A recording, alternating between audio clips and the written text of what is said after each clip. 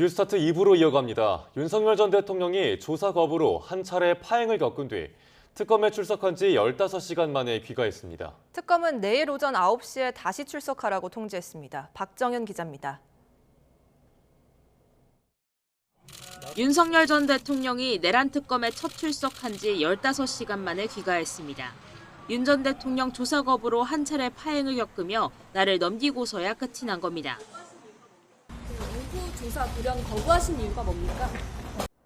대통령님이란 호칭을 쓰며 진행된 조사는 지난 24일 청구한 윤 전 대통령 체포영장에 적시된 체포 방해 혐의부터 시작됐습니다. 지난 1월 대통령 경호처를 동원해 자신의 체포 저지를 지시했던 내용입니다. 경찰에서 해당 부분 수사를 담당해온 박창환 총경이 조사를 진행했고 최상진, 이정필 경감도 조사에 참여했습니다. 특검은 사건 연계성을 고려해 오로지 수사 논리와 수사 효율성에 따른 것이라고 설명했지만 윤 전 대통령 측은 특검 사무실에서 파견된 경찰이 수사를 주도하는 것이 민망하지 않느냐며 반발했습니다. 점심시간 이후엔 박 총경 대신 특검팀에 파견된 검사에게 조사를 받겠다는 입장을 내세우며 3시간 넘게 대기실에서 버티기도 했습니다. 결국 조사 내용을 바꿔 김정국, 조재철 두 부장검사가 진행하는 국무회의와 외환 혐의 조사가 먼저 진행됐는데 밤 9시 50분 조사를 끝낸 뒤 조사 열람에만 3시간 넘게 걸렸습니다. 특검은 윤 전 대통령에게 내일 오전 9시에 다시 나오라고 통지했는데 어제 진행하지 못한 체포 방해 혐의 등에 대한 조사를 진행할 거로 보입니다. YTN 박정현입니다. 윤석열 전 대통령 측은 내란 특별검사팀 조사에 아는 대로 성실히 답변했다고 밝혔습니다. 윤 전 대통령 측 송진호 변호사는 1차 소환 조사 뒤 기자들과 만나 경찰 조사관의 교체를 요구하며 한때 조사를 거부한 것과 관련해 형사소송법상 특검 조사는 검사가 하는 게 맞는다며 이같이 말했습니다. 특히 조사자였던 박창환 총경은 윤 전 대통령 불법 체포를 지휘한 혐의로 고발돼 있다며 누가 봐도 때린 사람이 조사하는 건 말이 안 된다고 주장했습니다. 그러면서 조사하는 분을 바꿔달라 요청했는데 특검이 거부해 의견 조율에 시간이 걸렸다며 추후 박 총경이 해당 혐의 조사를 이어갈 거란 발표에 대해서도 반발했습니다. 송 변호사는 또 추가 조사일에 대해선 특검과 계속 협의하기로 했다며 적법한 소환에는 당연히 출석할 거라고 강조했습니다. 윤석열 전 대통령 측은 조사자로 나선 경찰이 불법에 연루됐다면서 한때 특검 조사를 거부했습니다. 이에 특검은 변호인들의 주장을 허위사실, 수사방해로 규정하고 관련 수사 착수를 검토하겠다는 뜻을 밝혔습니다. 한현희 기자가 보도합니다. 윤석열 전 대통령 측은 특검의 오전 조사가 끝난 뒤 갑자기 입장문을 내고 조사를 거부하기 시작했습니다. 윤 전 대통령에 대한 1차 체포 시도가 불법이었는데 조사자였던 박창환 경찰청 총경이 해당 행위에 관여한 혐의로 고발됐다는 겁니다. 대신 검사가 신문을 담당해야 한다는 주장도 이어갔습니다. 경찰은 곧바로 반박에 나섰습니다. 박 총경은 1차 체포 현장에 가지 않았을 뿐만 아니라 지휘조차 하지 않았다는 설명입니다. 특검도 언론 브리핑을 열고 허위 사실로 수사를 방해하는 것이 선을 넘었다며 강하게 비판했습니다. 윤 전 대통령 측 변호인들의 수사 방해에 대해 수사에 착수하고 변협에 통보하는 방안도 검토하겠다고 경고했습니다. 특히 윤 전 대통령이 이를 이유로 대기실에서 조사실로 들어가지 않은 것은 출석 거부와 같다고 강조했습니다. 결국 3시간여 만에 조사는 재개됐지만 오전부터 이어오던 체포방해 혐의 부분은 마무리할 수 없었습니다. 특검 측은 해당 부분에 대한 조사를 향후 박 총경에게 다시 맡길 것이라고 예고한 가운데 윤 전 대통령 측과의 충돌은 계속될 전망입니다. YTN 한현입니다. 윤석열 전 대통령이 체포 저지 관련 조사를 거부하자 특검팀은 비상겸 국무회의 등에 대한 조사부터 진행했습니다. 다만 이번엔 기본 사항에 대한 조사만 진행됐고 남은 조사 분량이 아직 많다며 전 국무위원들에 대한 소환 조사도 예고했습니다. 염혜원 기자입니다. 윤석열 전 대통령의 거부로 조사가 중단되자 특검은 다른 혐의에 대한 조사를 먼저 진행했습니다. 비상계엄 전후로 열렸던 국무회의와 외환 혐의 관련 조사로 김정국, 조재철 부장검사가 바통을 이어받았습니다. 첫 조사를 마치고 특검 측은 앞서 기소된 범죄 사실과는 다른 부분도 포함돼 있다고 밝혔습니다. 한덕수 전 총리를 비롯한 당시 국무위원들을 공범으로 볼 것인지와 관련돼 있는 것으로 보입니다. 박지영 특검보는 국무위원에 대한 조사도 예정돼 있겠지만 수사에 영향을 미칠 수 있는 만큼 공개 소환하지는 않을 거라고 밝혔습니다. 이와 함께 북한 공격을 유도해 전쟁이나 무력 충돌을 일으키려 했는지를 포함한 외환 혐의도 조사했습니다. 윤 전 대통령은 지난 공수처 조사와는 달리 적극적으로 진술했다고 설명했습니다. 다만 이번에는 조사 시간이 길지 않았던 만큼 기본 조사만 진행했고 남은 부분이 상당히 많다고 전했습니다. YTN 염혜원입니다. 윤석열 전 대통령을 소환한 내란 특검은 10분 정도 간단한 면담을 한 뒤 곧바로 조사에 돌입했습니다. 특별 대우도 예우도 없었습니다. 이승배 기자가 보도합니다. 윤석열 전 대통령이 특검에 출석하자 먼저 박억수, 장우성 특검보가 조사와 관련한 변호인의 의견을 들었습니다. 윤 전 대통령도 간단히 본인의 입장을 내놨습니다. 다만 조은석 내란 특검과의 별도 면담은 없었습니다. 이어 오전 10시 14분 본격적인 조사가 시작됐습니다. 조사실은 서울고검 6층에 마련됐습니다. 특별조사실이 아니라 검사 출신인 윤 전 대통령도 익숙할 만한 일반 검사실과 비슷한 구조입니다. 박근혜, 이명박, 노무현 전 대통령은 조사 직전 검찰 고위 간부와 사전 차담회를 가졌고 특별조사실도 이용했습니다. 반면 윤 전 대통령은 별도의 특별 대우도 예우도 없던 겁니다. 실제 내란 특검은 앞서 윤 전 대통령을 달리 대우하는 걸 국민이 어떻게 생각하느냐 하는 관점에서 봐야 한다고 밝혔습니다. 향후에도 윤 전 대통령을 일반 피의자와 같은 방식으로 조사하겠다는 강한 의지로 일으킵니다. YTN 이승배입니다. 더불어민주당은 윤석열 전 대통령의 내란 특검 출석은 면죄부가 아닌 진실규명의 출발점이라며 철저한 수사를 촉구했습니다. 국민의힘은 대장동 개발 특혜 의혹 핵심 인물들에게 중형이 구형된 사실을 고리로 이재명 대통령을 향한 공세에 나섰습니다. 황보혜경 기자입니다. 비공개 특검 출석이 무산되자 결국 취재진 앞에 모습을 드러낸 윤석열 전 대통령. 민주당은 윤 전 대통령이 그동안 소환을 거부하다 여론에 떠밀려 마지못해 출석했다고 비판했습니다. 윤석열이 법꾸라지처럼 온갖 꼼수를 부리다 마침내 특검 조사에 출석했습니다. 역사와 국민 앞에 석고대죄하고 마땅히 법적 책임을 져야 합니다. 또 이번 출석이 결코 면죄부가 될 수 없고 진실규명을 위한 출발점일 뿐이라고 강조했습니다. 민주당 안에선 윤 전 대통령을 긴급 체포해야 한다는 강경론과 함께 이번 출석이 검찰 조직 해체의 신호탄이 될 거란 언급도 나왔습니다. 국민의힘은 공식 입장을 내지 않고 윤 전 대통령과 거리를 뒀습니다. 대신 검찰이 대장동 사건 민간업자들에게 최대 징역 12년을 구형한 점을 고리로 이재명 대통령을 향한 공세 수위를 높였습니다.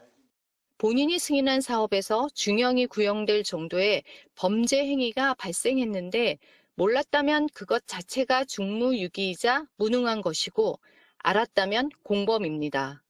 대통령실의 부동산 대책 해명을 두고는 해괴한 브리핑으로 시장 혼란만 키웠다고 비판했고 민주당이 추진하는 상법 개정안 등도 반기업적이라고 지적하며 당정을 싸잡아 비난했습니다. 특검 수사가 본격화한 가운데 민주당은 특검이 진실을 밝히고 정의를 바로 세우기 위해 강제 수사 등 단호하게 나설 것을 촉구했습니다. 반대로 국민의힘은 국회 비상계엄 해제 표결 방해 시도까지 들여다보는 특검 수사의 파장이 어디까지 확산할지 우려하는 분위기가 감지됩니다. YTN 황보혜경입니다. 이재명 정부 체제에서 첫 민주당 대표 경선에 나선 박찬대, 정청래 의원이 이른바 명심, 이 대통령의 마음을 잡기 위해 총력전을 펴고 있습니다. 서로의 장단점이 뚜렷해 판세를 예측하긴 힘든데 이 대통령은 중립을 표방하고 있습니다. 강민경 기자가 정리했습니다. 국회 본청 출입문을 홀로 지키다가 이재명 대통령을 맞이한 정청래 의원과 도열한 여당 의원의 맨 앞자리에서 가장 먼저 악수한 박찬대 의원. 당권 도전을 선언한 두 의원이 이 대통령의 국회 등원 첫날 명심 확보 신경전을 벌인 상징적 장면입니다. 공평하게 환한 미소를 짓던 이 대통령은 두 사람의 손을 포개 잡는 3인 악수로 선의의 경쟁을 당부했습니다. 당권 도전에 나선 둘은 주거니 받거니 서로를 칭찬하는 것에 어색하지 않습니다. 박찬대의 단점은 비판 지점은 했더니 없습니다. 없습니다. 그리고 박찬대 의원이 당대표해도 된다. 상관없습니다. 충분히 정청래 의원이 당대표가 될 만한 자질도 가지고 있고 그만한 헌신도 했다고 생각이 됩니다. 하지만 나란히 걸으면서도 정반대를 가리킨 손짓처럼 자신이 적임자임을 은근히 강조하고 있습니다. 그래서 뭐 경쟁인데 그래도. 그런데 가급적이면 제가 되면 좋겠습니다. 제가 원내대표로서 원내 전략을 짜고 패스를 해주면 반드시 골을 집어넣는 골게토의 역할을. 당대표 선거인단의 55%, 사실상 당락을 가를 당원의 마음을 사로잡기 위한 신경전도 치열합니다. 선거운동 초반 박찬대 의원은 유튜브 위주로, 정청래 의원은 기성 언론의 문을 두드리고 있는데 본인이 취약한 당원과 대중을 각각 겨냥한 행보란 해석이 나옵니다. 민주당의 우리 권리당원들이 깨어있는 시민의 조직된 힘이다. 이재명 대통령과 이 환상의 복식조를 하겠다는 생각을 이미 오래전부터 굳혔기 때문에 현재 판세는 속단하기 어렵습니다. 대중적 인지도는 정 의원이 높다는 평가지만 원내대표를 지낸 박 의원이 이 대통령과 호흡이 좋을 거라는 관측도 만만치 않습니다. 서로를 인파이터, 아웃복서에 비교할 만큼 두 사람의 스타일은 정반대에 가깝습니다. 결국 이 대통령과의 궁합이 표심을 가를 거란 전망 속에 남은 기간 명심쟁탈전은 더 뜨거워질 걸로 보입니다. YTN 강민경입니다. 대선 패배 이후 3주가 넘게 흘렀지만 국민의힘은 좀처럼 쇄신의 방향을 잡지 못하는 모양새입니다. 일부 여론조사에서 20%대 당 지지율도 위험하다는 결과가 나온 가운데 생존 전략 마련이 시급하다는 지적이 적지 않습니다. 박광렬 기자가 보도합니다. 이재명 대통령과의 첫 관저 오찬. 김용태 비대위원장이 준비해간 A4 용지를 꺼내들고 사법 리스크 등을 겨냥한 발언을 쏟아냈습니다. 만약에 사법부가 재판을 연기한다면 임기가 끝나고 재판을 받겠다는 것을 약속해 주신다면 김민석 청문회에선 후보자 재산 형성 과정 등 각종 의혹에 맹공을 퍼부었고 여당의 상임위원장 선출 강행에 반대하며 피켓을 들고 규탄 목소리를 높였습니다. 묻지 마식 언론 복주 국민들은 분노한다.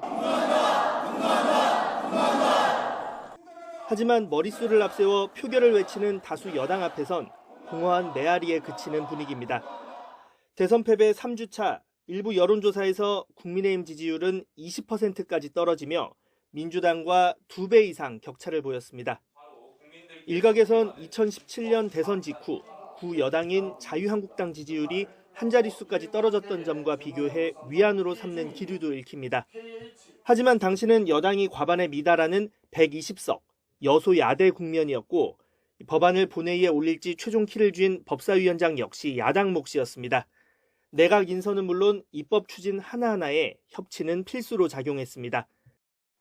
반면 지금은 스스로 극소수 야당이라 지칭할 정도로 기울어진 운동장, 읍소 외에는 뚜렷한 대응책 마련이 쉽지 않습니다.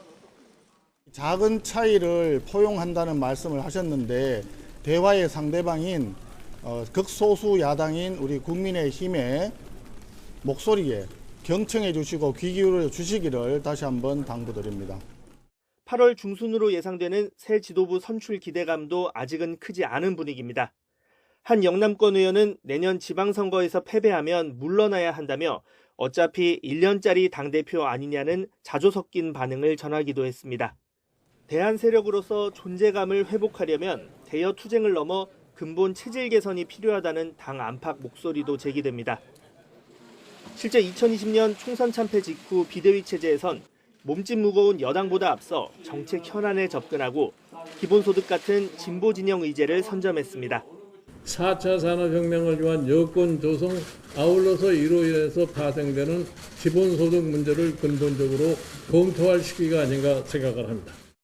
영남 중심 지역 정당으로 추락하느냐, 반성과 쇄신을 통해 대안 세력으로 재도약하느냐의 갈림길, 국민의힘이 긴 레이스의 출발점에 선 가운데 골든타임은 그리 길지 않다는 지적도 나옵니다. YTN 박광렬입니다. 봉욱 전 대검찰청 차장검사가 대통령실 새 민정수석 비서관 후보로 유력하게 검토되고 있는 걸로 전해졌습니다. 낙마한 오광수 전 수석에 이어 또다시 검찰 출신인데 이번에도 검찰 개혁을 위해선 내부 사정을 잘 아는 사람이 필요하다는 현실론이 작용하는 걸로 보입니다. 홍민기 기자의 보도입니다. 이재명 정부의 검찰 개혁을 이끌 차기 민정수석 비서관에 봉욱 전 대검찰청 차장검사가 물망에 오른 것으로 알려졌습니다.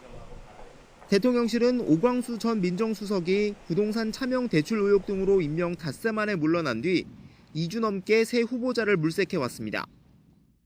봉 전 차장은 사법연수원 19기로 이재명 대통령보다 한 기수 아래입니다.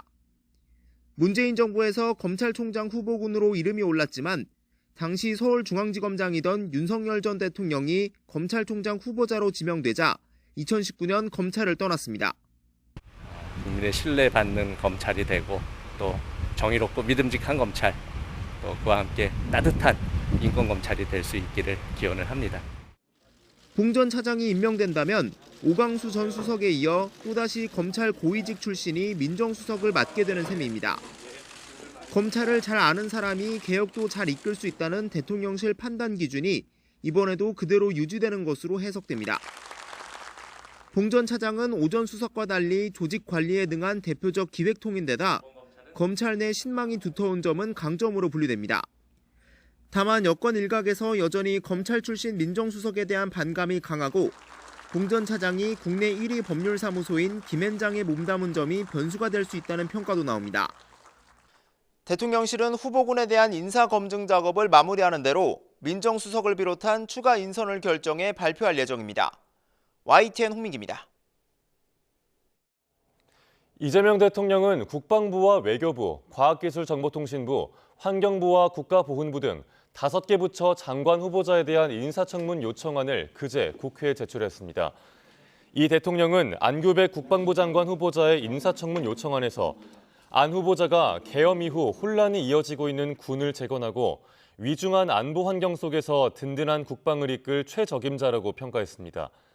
조현 외교부 장관 후보자에 대해선 엄중한 대외 환경 속에서 국익 중심의 실용 외교로 현안에 대처하고 우리 외교 환경을 확대해 국제적 위상을 높일 적임자로 평가된다고 밝혔습니다.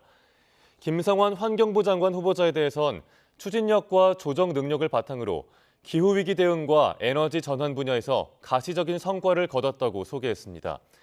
권오을 국가보훈부 장관 후보자에 대해선 새 정부에서 합리적 마인드와 균형 감각으로 상생의 가치를 구현할 적임자라고 강조했습니다. 배경훈 과기정통부 장관 후보자는 한국 초거대 AI 기술을 세계 최고 수준으로 끌어올렸다는 평가를 받고 있다고 설명했습니다.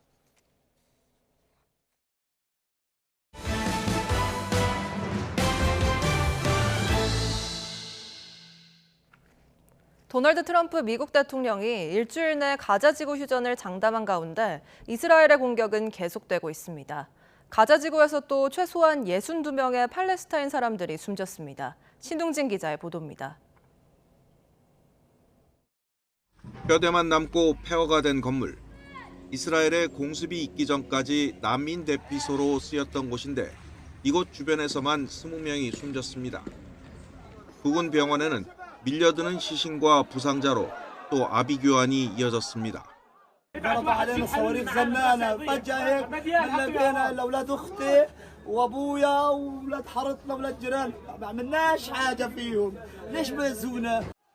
현지 시간 28일 토요일 하루에만 가자 지구에서 최소 62명이 사망한 것으로 파악됐습니다. 이처럼 최악의 상황이 계속되고 있는 가운데 트럼프 미국 대통령은 가자지구 휴전이 임박했다며 일주일 안에 해결될 수 있다고 호언장담했습니다. Often asked, and I think it's close. I just spoke with some of the people involved. It's a terrible situation that's going Gaza. He's asking about, and we think within the next week we're going to get a ceasefire. 미국 뉴스위크는 소식통을 인용해 트럼프가 베냐민 네타냐후 이스라엘 총리가 하마스와의 휴전 협정에 동의하도록 설득 중이라고 보도했습니다.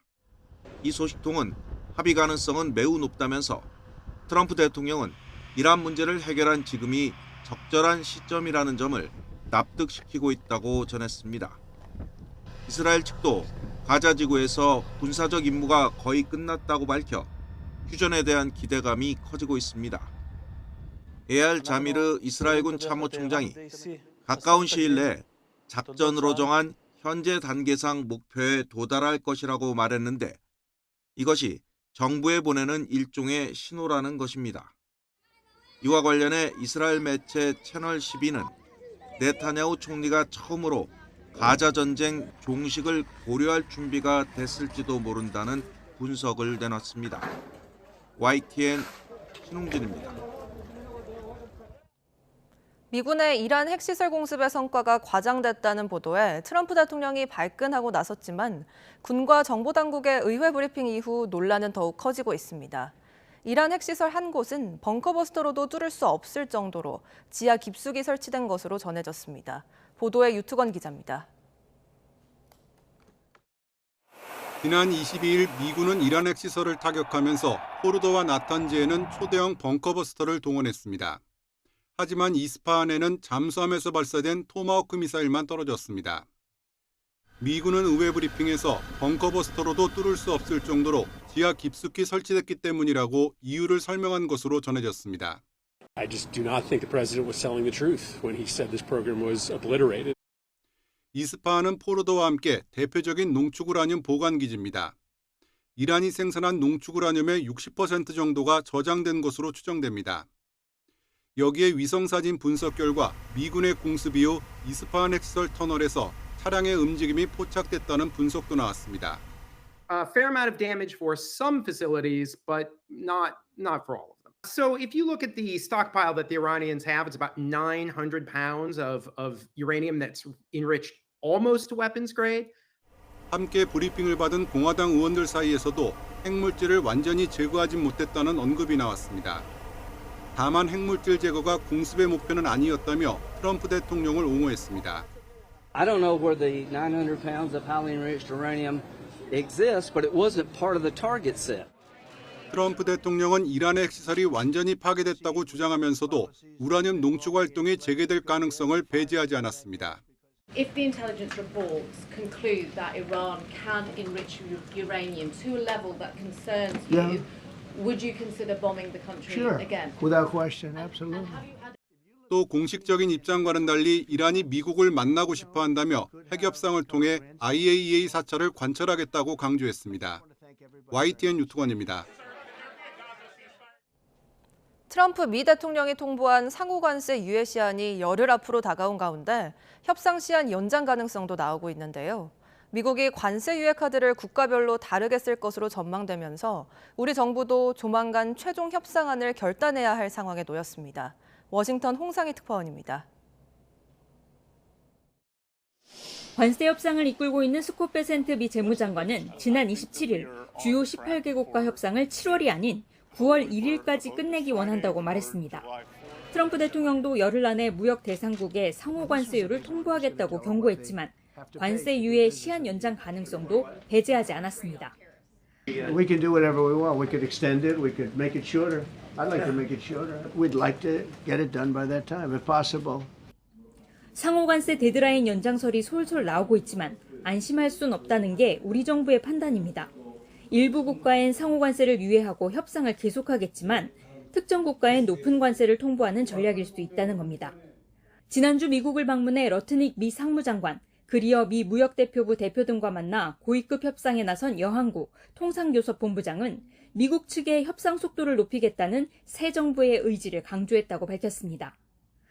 특히 AI, 반도체, 바이오, EV, 배터리, 조선, 군수, 원자력 등 이 다양한 제조업 분야에 있어서 한미가 상호 호혜적인 그런 파트너십을 구축할 수 있다는 점을 여러 차례 강조를 했고 30개월 이상 소고기 수입 제한부터 구글 정밀지도 반출 제한 등 비관세 장벽 해소와 미국 상품 수입 확대, 알래스카 LNG 프로젝트 참여 등 미국도 구체적인 요구를 해온 것으로 알려졌습니다.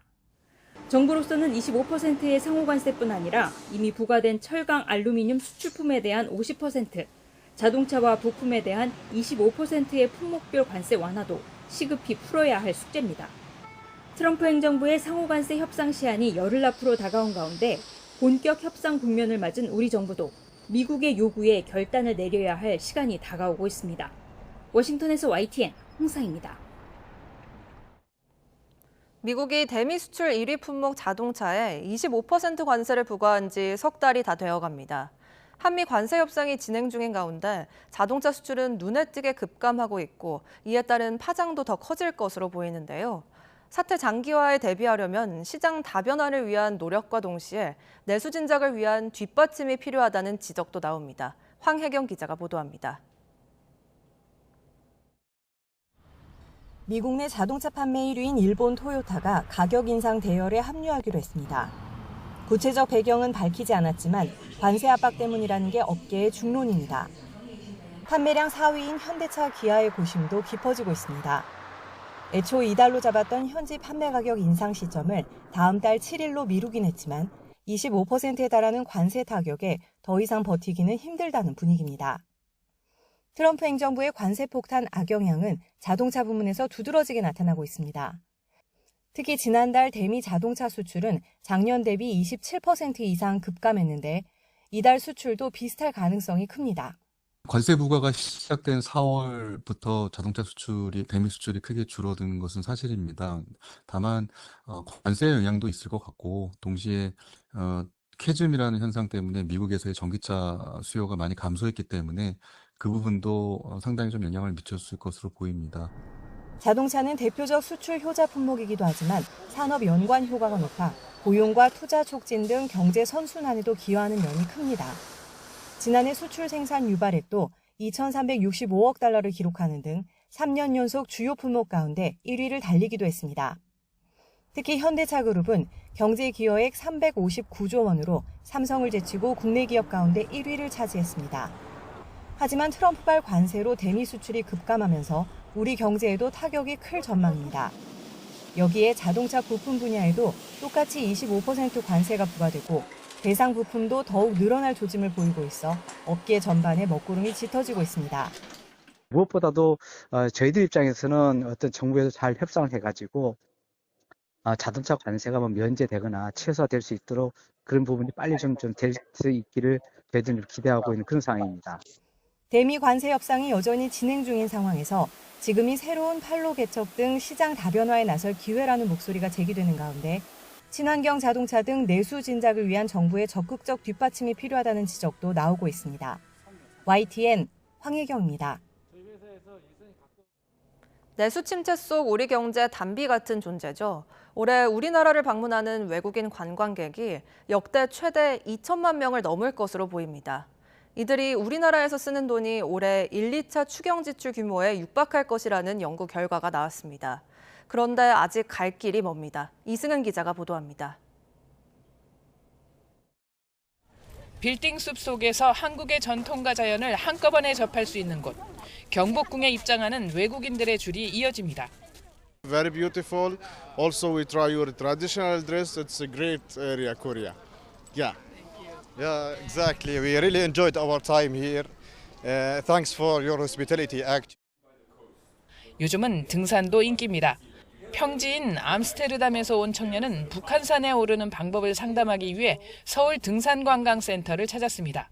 깨끗한 등산화를 5,000원, 바지를 2,000원에 빌릴 수도 있습니다. Vulcan Mountain, yes. The reason I want to go is just because it's a very nice view over the whole city. So I just really want to see the whole city. 현대경제연구원은 올해 방한 외국인 관광객을 2,009만 명으로 전망했습니다. 역대 최대 기록입니다. 외국인 관광객 1인당 평균 지출액은 146만 2천 원, 총 관광 수입은 29조 4천억 원에 이를 것으로 내다봤습니다. 올해 1, 2차 추경액에 육박하는 액수이자 지난해 명목 국내 소비 규모인 1,168조 원의 2.5%에 해당합니다. 외국인 관광객 유입으로 국내 소비가 2.5%포인트 늘어날 것이라는 의미입니다. 하지만 갈 길이 멉니다. 중국과 일본, 타이완, 미국 등 주요 4개국에서 온 관광객이 60%가 넘는 편중 현상이 이어지고 있습니다. 세계적으로 보면 독일과 영국 등 유럽국은 1인당 해외여행 지출액이 중국보다 10배 많습니다. 또 외국인들은 서울이나 경기도에 머물다 가는 경우가 대부분입니다. I've never been to other provinces, but I would like to visit other places too. But so far only Seoul. Yeah. 장기 체류형 또는 체험형 관광이 대세가 되고 있는데 우리나라에서는 그런 관광 컨텐츠가 좀 부족한 실정이라 그런 컨텐츠를 개발하는 게 필요할 것 같습니다. 관광 산업은 다양한 내수 분야로 연결되고 일자리 창출 효과가 높아 경제적 파급 효과를 높일 수 있는 전략이 필요합니다. YTN 이승은입니다.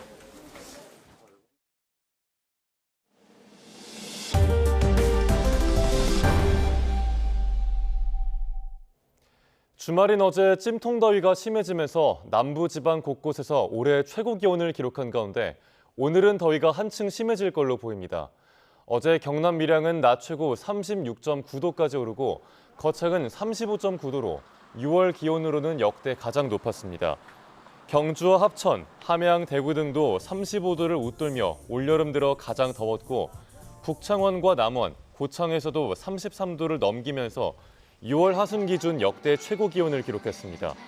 서울은 28.1도에 머물렀지만 높은 습도로 인해 체감온도는 30.3도까지 올랐습니다. 기상청은 오늘도 중부와 제주도에도 폭염특보가 내려지거나 남부지방의 특보가 강화될 가능성이 있다고 전망했습니다. 부산 해운대에 이어 동해안을 대표하는 강원도 강릉 경포해수욕장이 어제 문을 열었습니다. 개장 첫날부터 찜통더위를 식히려는 피서객들의 발길이 이어졌습니다. 송세혁 기자가 다녀왔습니다. 드넓은 백사장을 따라 원색의 파라솔이 줄지어 펼쳐져 있습니다. 탁 트인 바다와 구름 사이로 내리쬐는 햇살. 피서객들은 개장을 기다렸다는 듯 앞다퉈 시원한 바다로 뛰어듭니다. 친구들끼리 짓궂은 물장난을 주고받는 사이 찌는 듯한 더위는 저만치 날아갑니다. 개장 첫날 강릉 경포 해수욕장은 더위를 피해 모여든 사람들로 활기가 넘쳤습니다. 사람들 노는 모습 보니까 너무 좋고 저희도 같이 기분 좋아지는 느낌이고 더위도 식힐 수 있어가지고 진짜 좋은 것 같습니다. 올여름 이곳 경포를 포함한 강원 동해안 86개 해수욕장은 다음 달 11일까지 차례로 문을 엽니다. 해수욕장마다 색다른 즐길거리도 마련됐습니다. 속초 해수욕장은 밤마다 백사장 미디어 아트를 선보이고 강릉 주문진 해수욕장은 캠핑과 맥주를 즐기는 공간으로 꾸며집니다. 오리바이 다이빙대 어린이 해수풀장 및 캠핑비어, 펫비치 등 강릉만의 특성화된 해수욕장을 운영할 계획이고 안전 대책도 강화됐습니다. 강원 동해안에는 구조요원 660여 명이 배치되고 경포와 속초 등 20여 개 해수욕장에는 해파리와 상어 접근을 막기 위해 그물망이 설치됩니다. 부산 해운대와 강릉 경포에 이어 다음 주엔 충남 대천까지 전국 해수욕장이 속속 개장하면서 본격적인 피서철을 예고하고 있습니다. YTN 송세혁입니다. 한편 주말 강원 지역에서 순환사고가 잇따랐습니다. 어제 오후 5시 20분쯤 강원 영월군 김삿간면 내린천에서 7살 남자 어린이가 급류에 휩쓸렸습니다. 가족 신고를 받고 출동한 소방당국이 실종 지점 20m가량 떨어진 곳에서 아이를 발견해 병원으로 옮겼지만 끝내 숨졌습니다. 어제 오후 5시 반쯤 강원 인제군 상남면 계곡에서도 다슬기를 잡던 60대 남성이 물에 빠져 숨진 채 발견됐습니다. 비행 중인 여객기에서 소란을 피운 여성이 경찰에 붙잡혔습니다. 경찰은 체포된 여성이 승무원을 때렸는지 등 정확한 사건 경위를 조사할 예정입니다. 사건 사고 소식 표정호 기자가 보도합니다. 모자를 쓴 여성이 승무원에게 고함을 지르더니 급기야 얼굴을 향해 팔을 휘두릅니다. 언성이 너무 높아지니까 이제 여자 승무원이 제재를 하러 왔는데 발로 차고 주먹질을 하고요. 김포에서 제주로 향하는 항공기 안에서 소란을 피운 혐의로 40대 여성 A씨가 경찰에 현행범 체포됐습니다. A씨는 승무원을 폭행하고 비상문을 강제 개방하려고 시도한 걸로 전해졌는데 경찰은 정확한 사건 경위를 조사할 방침입니다. 버스 정류장 뒤편에 소방대원들이 포획망을 펼치고 경찰관들이 주변 통행을 통제합니다. 퇴근 시간대 서울 주택가에 멧돼지가 돌아다닌다는 신고가 접수됐습니다. 관계 당국은 전문가를 투입해 멧돼지를 사살했고 다친 사람은 없다고 밝혔습니다. 인천에선 도로로 진입하던 탑차가 후진 중 직진 차량과 부딪히는 사고가 발생했습니다. 이 사고로 운전자 2명이 다쳐 현장에서 응급조치를 받았고 추돌한 화물차 조수석 부분이 파손됐습니다. 경찰은 카센터 점검을 마친 탑차 운전자가 도로로 나가기 위해 후진하던 중 직진하던 화물차를 미처 보지 못한 걸로 보인다고 설명했습니다. YTN 표정우입니다. 승객과 차량을 싣고 운항하는 도선에서 만약 전기차 화재가 발생한다면 어떻게 될까요? 이런 최악의 상황을 가정한 대규모 해상 재난 훈련이 제주에서 펼쳐졌습니다. 고재형 기자가 취재했습니다. 선적된 전기차에서 화재가 발생했습니다. 자체 소화 중이나 불이 꺼지지 않고 있고 위치는 성산항 동방 0.4일 예상입니다. 배에 실린 전기차에서 붉은 연기가 피어오릅니다. 신고를 받고 출동한 해경 경비함은 강력한 물줄기를 쏘아 올리며 진화를 시도합니다. 화재에 놀란 승객 4명이 바다로 뛰어들자 해경 헬기와 경비정이 신속하게 구조합니다. 해경 구조대는 배에 올라 남은 승객들을 대피시키고 장비를 이용해 전기차 화재 진압을 시도합니다. 그 사이 화재 발생 선박은 인근항에 긴급 입항하고 육상에서 대기 중이던 소방대원들이 전기차를 꺼내 최종 진화를 완료합니다. 실전 같았던 이번 훈련은 성산과 우돌로 가는 도선에서 전기차 화재가 발생한 상황을 가정해 진행됐습니다. 이번 훈련은 해상에서는 해경이, 육상에서는 소방이 얼마나 전기차 화재를 유기적으로 진압할 수 있는지를 중점적으로 살펴봤습니다. 도선은 여객선과 달리 행정안전부 관할로 이번 훈련은 중앙재난안전대책본부 가동까지 연계해 범정부 차원의 대응 체계를 점검했습니다. 해경은 선박에서 전기차 화재 발생 시 인명 구조를 최우선에 두고 진화 장비 추가 확보에도 힘쓰겠다고 밝혔습니다. 전기차 전용 소화 장비인 하부 주수 관창과 질식 소화포가 해양경찰에 배치되어 있고요. 좀 더 많이 이런 장비가 배치될 수 있도록 노력하도록 하겠습니다. 전기차 화재는 배터리 과열로 인한 열폭주 현상으로 장시간 연소하며 진화가 어려운 특성이 있습니다. 따라서 구조 최적 시간 확보를 위해서라도 선박에 전용 진화 장비를 보급하고 선원을 대상으로 안전교육과 정기훈련을 확대하는 것이 필요합니다. YTN 고재영입니다. 정부가 AI 분야 박사후 연구원 400명을 채용해 연봉 9천만 원을 지급하는 사업을 발표했습니다. 하지만 연구 환경 개선이나 산업계와의 연계 강화 방안은 빠져 있어 이공계 인재 유출 문제에 구조적인 대책이 시급하다는 지적이 나옵니다. 보도에 박나연 기자입니다. 과학기술정보통신부가 AI 융합 분야를 이끌 핵심 연구 인력을 육성하기 위해 이노코어 사업을 추진하고 있습니다. 올해 300억 원을 시작으로 매년 600억 원씩 5년 동안 모두 3천억 원을 투자합니다. 목표 인원은 400명으로 이번 사업으로 선발된 박사후 연구원에게는 연 9천만 원의 연봉이 지급됩니다. 현장에서는 일단 금전적 지원에 대해 긍정적인 반응입니다. 하지만 막대한 예산이 급여로만 사용되는 부분에 대한 한계를 지적하는 목소리도 나옵니다. 인재 유출을 막기 위해서는 연구 개발 환경을 조성하고 국내 과학기술원의 역량을 높이는 게 우선이라는 겁니다. 또 이노코어 사업 이후 취업 등 산업계와의 연결성이 불명확해 연구원들의 국내 정착으로 이어지기에는 한계가 있다는 반응도 나왔습니다. 대학 연구 환경 전체를 좀 개선을 하고 이들이 졸업한 다음에 진출할 일자리가 많이 있도록 산업 전반의 생태계를 건전화시키는 것이 훨씬 더 중요하다고 생각합니다. 특히 이번 사업은 지원 분야가 AI 융합에 한정돼 다른 기초과학 연구는 배제됐습니다. 또 그마저도 4개 주요 과학기술원에만 해당돼 다른 연구대학들은 소외된다는 불만이 나옵니다. 정부 주도로 연구를 해야 되는 분야도 있지만 또 그로 인해서 소외되는 분야가 없어야 되는 것 같아요. 특정한 연구들은 굉장히 긴 호흡을 가지고 연구를 해야 되는데 소외가 되지 않게 좀 잘 정책을 집행을 하면 좋을 것 같습니다. 과기정통부가 박사후 연구원에 대한 파격적인 연봉만 앞세워 이공계 인재 유출 문제를 근시안적이고 1차원적으로 접근하는 게 아니냐는 지적이 나오고 있습니다. YTN 사이언스 박나연입니다.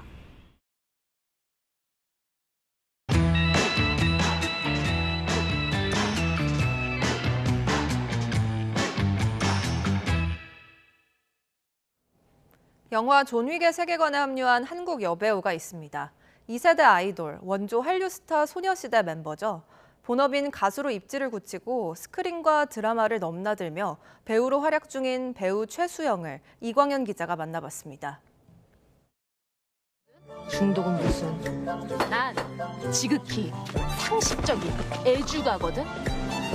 지극히 상식적인 애주가라 자신했던 한금주. 술을 증오하는 첫사랑과 재회하며 인생 첫 금주에 도전합니다. 이른바 금주 권장 드라마에서 최수영이 주인공을 맡아 여러 종류의 중독을 포함해 사회의 보편적인 문제들을 짚어내고 치유하는 과정을 보여줍니다.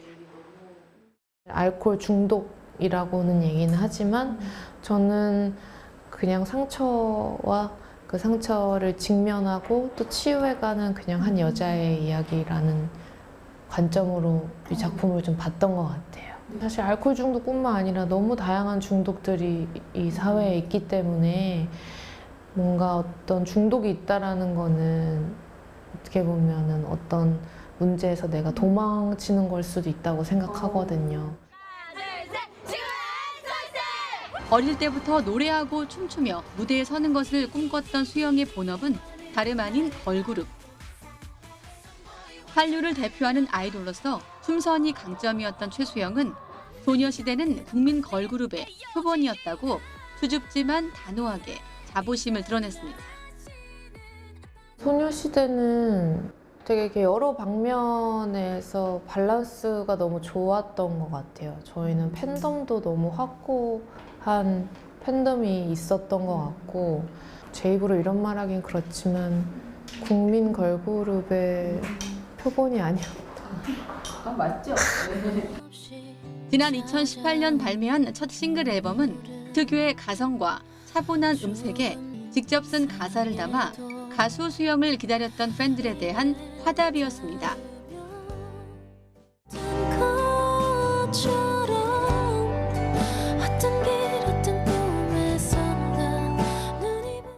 음악 프로그램과 각종 예능으로 입지를 다지며 드라마, 영화를 통해 배우로서도 왕성하게 영역을 넓혀온 최수영이 가장 애착하는 장르는 다소 의외였습니다. 연극에 도전했을 때가 제일 소중했던 시기인 것 같아요. 그냥 그때 루틴이라는 걸 처음 가져봤어요. 아침 10시부터 밤 10시까지 무조건 정말 코박고 대본만 보는 그런 거를 저는 경험해 볼 기회가 없었어요. 어느덧 중량감 있는 연예인으로서 우리 사회의 구석구석 관심을 가질 만큼 시야도 넓히고 있습니다. 거창하진 않아도 꾸준하게 쌓아온 환경에 대한 인식도 그런 차원입니다. 우리 다 같이 해봅시다 라는 좀 목소리를 내자. 네. 근데 이제 그렇게 제가 하다 보니까 뭔가 저 또한 되게 조심하게 돼요. 아, 내가 이렇게 말했으니까 내 말에 책임을 져야지 라는 마음으로 진짜 일회용품 배출할 때 막 씻어서 하나하나 씻고 비닐 하나하나 뜯고 제가 그런 콘텐츠를 또 찍었다 보니까 진짜 실제로 그게 실생활에 또 이어지더라고요. 딱히 계획하지 않는 게 인생의 계획이라는 최수영은 키아누 리브스에게 두 번째 전성기를 열어준 영화 존 윅의 세계관에 합류합니다. 사실 저한테는 굉장히 큰 기회이기도 하고 좀 도전이었기도 했고 그래서 저는 그냥 그 공간에 그 팀과 같이 존재하는 것만으로 너무 배울 것도 많았고 또 다른 현장을 그리고 또 그런 메이저 필름에 나온다라는 것 자체가 그냥 보는 것만으로 공부가 많이 됐어요. 인간 가을이란 별명처럼 계속 깊어지며 성장하고 있는 최수영은 지금 어떤 시대를 지나가고 있을까요? 지금 최수영은 진화 시대를 보내고 있다. 일 것 같아요. 저는 아직도 제가 일한 경력에 비해서 작품 수가 적다고 생각하기 때문에 끊임없이 깨지고 또 진화해가는 시기일 것 같아요. YTN 이광현입니다. 올여름 북한 이탈 주민 멤버가 속한 아이돌 그룹들이 잇따라 데뷔하고 있습니다. 성소수자로서 정체성을 공개한 아이돌도 연이어 나오면서 K-팝 업계도 변화를 요구받고 있습니다. 송지인 기자의 보도입니다. 지난 18일 쇼케이스를 열고 가요계에 첫 발을 내디딘 그룹 비보이즈. 2017년 북한에서 넘어왔다고 밝힌 학성은 긴장 속 멤버들과 첫 무대를 선보인 뒤 이 순간을 오래도록 기다려왔다는 소감을 전했습니다. 꿈이라는 게 없었는데 처음으로 데뷔라는 꿈이 생겼었고 이제 데뷔에 가까워질 때마다 무산되고 그러면서 이제 마냥 데뷔라는 게 멀게만 느껴져서 이제 좀 우울했었는데 이렇게 데뷔하게 돼서 다음 달에는 비슷한 과거를 지닌 멤버 2명이 포함된 다국적 보이그룹 유니버스도 데뷔합니다. 데뷔 전부터 공개해온 콘텐츠에서 스스럼 없이 북한을 언급하기도 했는데 오늘은 저희가 널스 코리안 북한 음식을 가져왔습니다. 같은 출신이지만 생활 여건은 크게 달랐던 두 사람이 음악으로 뭉친 여정이 언론 인터뷰를 통해 공개되며 화제가 됐습니다. 올해 K-팝 시장에는 또 다른 다양성 물결도 흐르고 있습니다. 하이브의 다국적 그룹 캐츠아이에서는 멤버 라라와 메간이 잇따라 성소수자로서 자신의 정체성을 밝혔고 그룹 저스트비의 멤버 베인이 지난 4월 콘서트에서 성소수자 공동체의 일원인 게 자랑스럽다고 말하자 팬들도 환호를 보냈습니다. 시스템적인 관리 아래 외모부터 정체성까지 오랜 기간 획일화된 기준을 요구해왔던 K-팝 업계. 해외에서는 역설적으로 K-팝이 백인 주류 문화를 벗어난 다양성의 상징으로 인기를 끄는 상황에서 기존의 틀을 깬 아이돌들의 등장은 업계 내부에 묵직한 질문을 던지고 있습니다. YTN 송진입니다.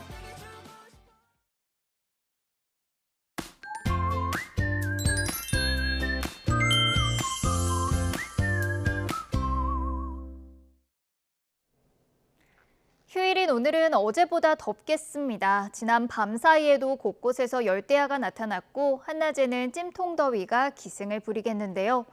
오늘 서울 낮 기온은 30도지만 체감하는 더위는 이보다 더 심하겠고요. 경주는 무려 37도까지 올라서 사람의 체온보다도 높겠습니다. 오늘 하늘에는 구름이 많이 지나겠고 경기 북동부는 오전까지, 강원 북부는 오후까지 비가 조금 더 내리겠습니다. 구름 많은 날씨에도 자외선이 무척 강하니까요. 자외선 차단에도 신경 써주셔야겠습니다. 현재 기온 살펴보겠습니다. 현재 서울 기온은 25도, 대구는 24.5도, 안동은 23도를 보이고 있습니다. 충청과 남부지방은 33도 안팎의 폭염이 계속되겠는데요. 서울이 30도, 대전이 33도, 대구는 36도를 보이겠습니다. 남은 한 주간 무더위가 이어지겠고 주 초반까지는 곳곳에 비나 소나기가 자주 내리겠습니다. 지금까지 날씨 정보였습니다. 뉴스타트 2부 마칩니다. 잠시 후 3부가 이어집니다. 시청해주신 여러분 고맙습니다.